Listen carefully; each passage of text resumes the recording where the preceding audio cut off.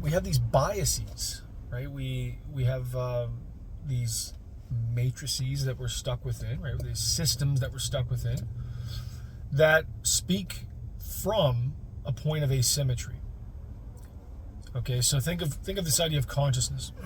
So I have consciousness, insofar as we understand humans to possess the meaning of that word, right? We are consciousness, we have consciousness, we can be conscious, right? We can think consciously.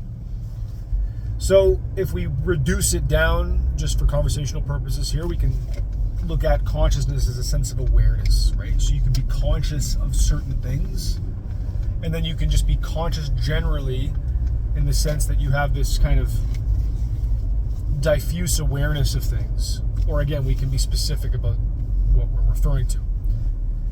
But that consciousness is biased. The very nature of my consciousness is that I'm coming from the perspective of a person who fits my demographic, or has my demographic.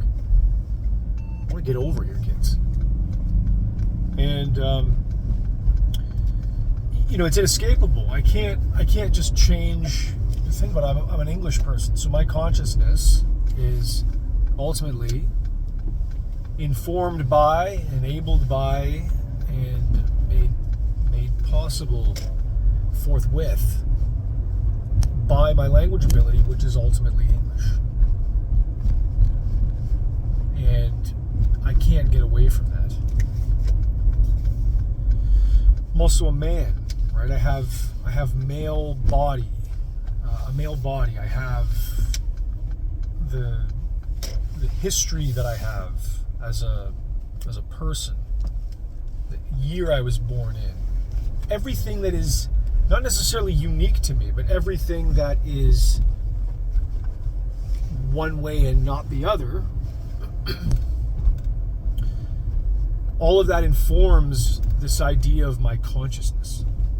So the very nature of consciousness is that it seems to be enabled by matrices, right? By these webs, by these nets of enablement that are asymmetric and biased in nature. They enable a kind of awareness, because awareness is essentially recursion.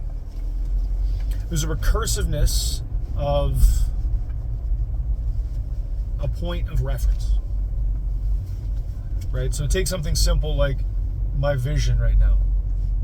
I don't want to get in the way of your vision. Right? My vision right now is giving me information from the world around me, visual information. And then that information is being collated